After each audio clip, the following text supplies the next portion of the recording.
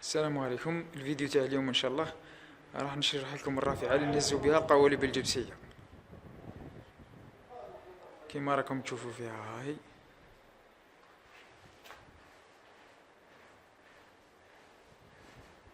عندها 3 ارجل، وكي تحب خدمها كيما تحب، يعني اللي تساعدك ديري فيها انت.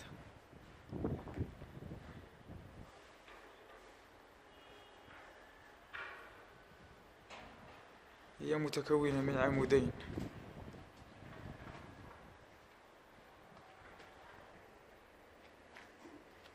العمود الاول القطر تاعو 4 سنتيمتر، والطول 2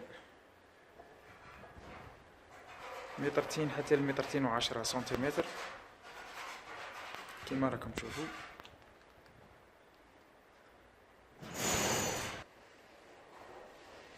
بالنسبة للعمود الثاني يكون القطر تاعو 3 سنتيمتر، والطول من 2 حتى ل2 و10 ثاني سنتيم كما راكم تشوفوا.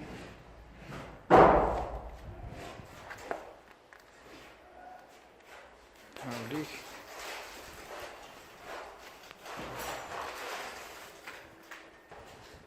وعندنا في الجهة الأمامية للعمود الصغير هذا اللي قلت لكم القطر تاعو 3 سنتيمتر.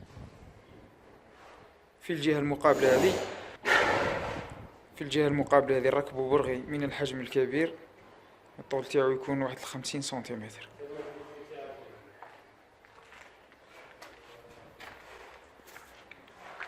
وعندنا الجزء هذا كما راكم تشوفوا فيها.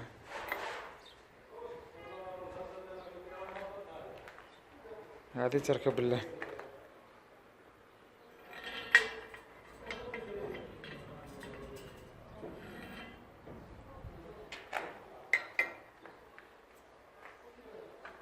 عندنا الآن في الجزء هذا كل 10 سنتيمتر نديرو ثقب،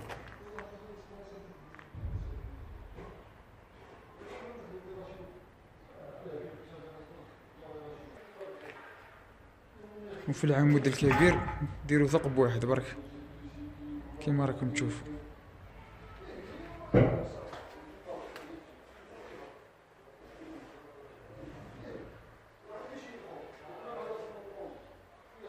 هنا كما راكم تشوفوا فيه مجمول،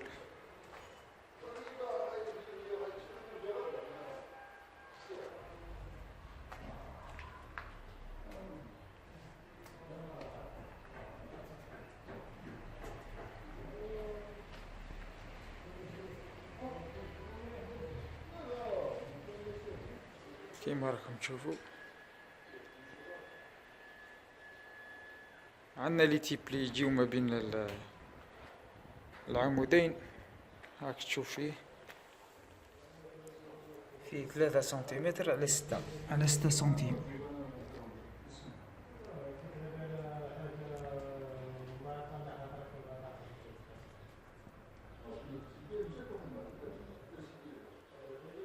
هذه تركب ما بين الأعمدة.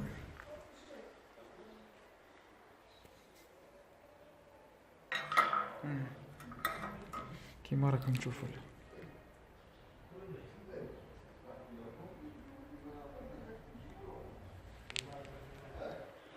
هذا هو الشرح تاع الأعمدة، ان شاء الله تكونوا فهمتوهم وسهلين الخدمة.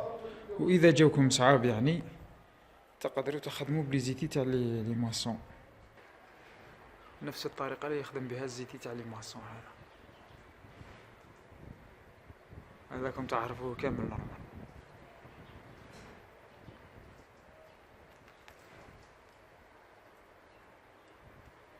هذه هي الطريقة، ان شاء الله تكونوا فهمتوها.